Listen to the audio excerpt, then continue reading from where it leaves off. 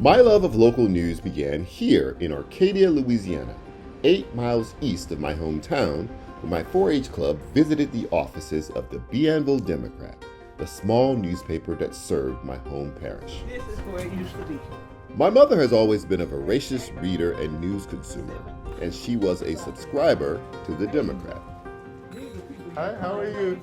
We think that this is where the Democrat used to be. It was here. So the printing press would have been back here somewhere, but it was this. And that newspaper is still publishing. So this is the Bienville Democrat. But some rural and even some urban communities haven't been as fortunate, with many losing their news sources. I came back home to understand the impacts of those losses and innovative journalists addressing the problem.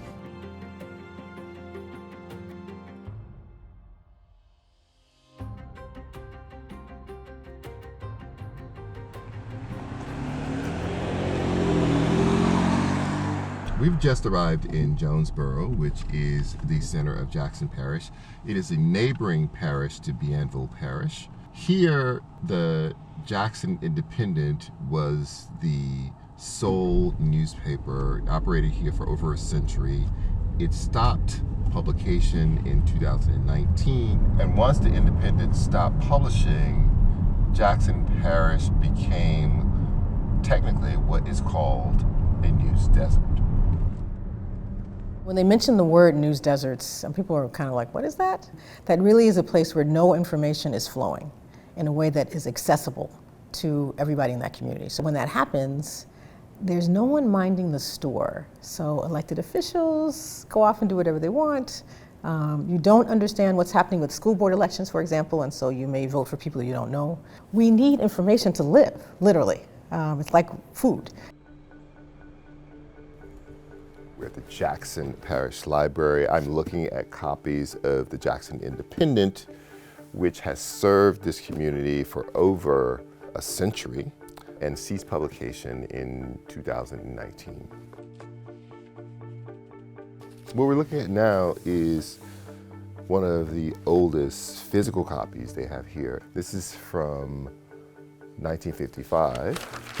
One of the things that's really interesting here is how expansive news coverage was then. These are very fragile pages, so I'm turning very slowly. Like, this is like state news, you know, state industrial expansion, but because it's a local newspaper, they focus on how much of that expansion is for Jackson Parish, and that is the function of the local news entity, is to take the big thing and see and tell your readers how that relates to them. When you think of a number of the issues of our day that have been reported on, they came through local news. Local reporters started the information about the Flint water crisis. That didn't come from national.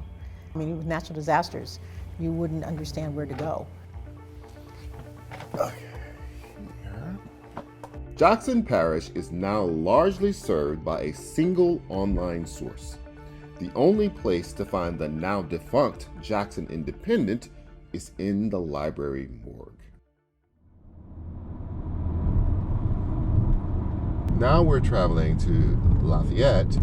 Lafayette, some could argue, was on the verge of becoming a news desert, and we're going to Lafayette specifically to talk to people at the Current. When and why was the Current founded? We started in 2018. It was shortly after the publication I had worked for, which was an all-weekly here called The Independent, decided to close its doors. Gannett had gone through 2 rounds of layoffs. The lone bureau guy at The Advocate leaves, and so it looked like we were headed for news desert territory, right? We felt like the voice that vacated when The Independent closed needed to be replaced, and that we were the right people to do it. What were you hearing from the community about this shrinkage of coverage, if anything? People missed depth. And so when we set out early, we said, you know, we as a staff will never be big enough to blanket the town, but we can go deeper. I mean, what sets us apart is having a relationship with our community, right? You know, something that's really hard to replace whatever advances in technology there are is just the ability to see you in person and say, here you are, you're here for me. Do you feel there's enough urgency in actually responding to this crisis? No, not at all, because you can see by the paperwork that there's parishes that haven't even used the money. Like the one we're in. The Current has been doing deep reporting on the local opioid crisis.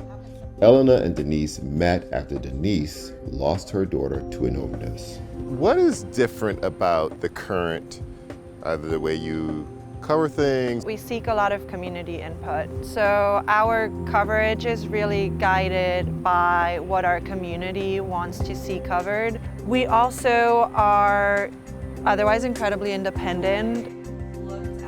It's wonderful to have somebody to listen and actually tell you that this is important and to put this information out there for other people. Because if it has not affected your family, fentanyl, it will. If it wasn't for them, I mean, how did we get information? The information that we get is very limited. New models are in fact popping up and taking root, and new journalists are driving it forward. What does that look like for you? Well, that's a very good question. Even though this is my first professional job, I just had a feeling, I knew internally that the best work comes from reporting on the places you live, the people you see every single day, when you're not having to just kind of parachute in and say, hey, I really need someone to talk to, please be the one to help me out with this. You have new newsrooms that are going back to the basics and providing hyper-local coverage, like Block Club Chicago. I think like not having the topical beats and being in the neighborhoods is really our bread and butter. I think that community feel of like, you know this person, you can trust this person. We want every neighborhood covered equitably. Some are filling the void felt by marginalized communities, and others bridging the gap in rural news deserts. Our community has been underserved, ignored, and overlooked for so long that we were craving for a place like Connect Arizona. And that very, very small WhatsApp group grew immediately, and we launched Connect Arizona. We wanted to create a news organization that was doing local news and national news with real, strong, ambitious reporting that would be for the audiences that it was about. And that is how Capital B came to be. Many of our own news partners here in a rural part of the country rely on our student reporters for 25% of the coverage that appears in their papers. I don't think we're focused or should be focused on saving the old business model of journalism. I think we should be figuring out ways of sustaining enough reporters. And that's going to be in all sorts of different models. I tell people there should be no box. We can't have a box right now. Things are changing so fast, including people. There's just many ways to get that information out. How do you keep engaging with your audiences to understand what they need, what they want, and the best ways to provide that? From the beginning, we've never been in this work for just saving one news outlet, not one newspaper, not one type of news. A healthy ecosystem of local news includes all sorts of information sources. As news organizations find innovative ways to connect more deeply with the communities they serve, funding sources are also evolving.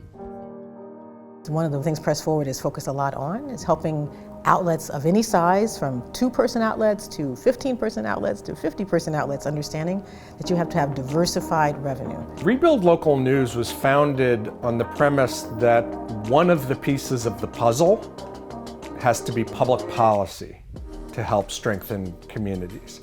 So it's not instead of we need better business models, we need better new editorial approaches, we need more philanthropy, but that probably won't be enough. And so we need smart public policy that is First Amendment friendly to help strengthen community news as well. So whether it's through tax credits, a grant program, boosting the college pipeline for more students, it is an interest for governments to get involved. It just turns out that local news is this special thing that we thought we were always going to have. It was like water. We just thought it was always there and we didn't think much about it. But it turns out when you don't have it, it's like when you don't have water. you really can't live. We really have to think about ways to invigorate local news in places where it's hard to do it. There's not as much money to make it feasible. So we're trying to find lots of ways to do that. But what we're trying to do ultimately is build awareness about how local quality news is different than national. It's different than regular social media. And it's one of the vital things that we need to live in our society.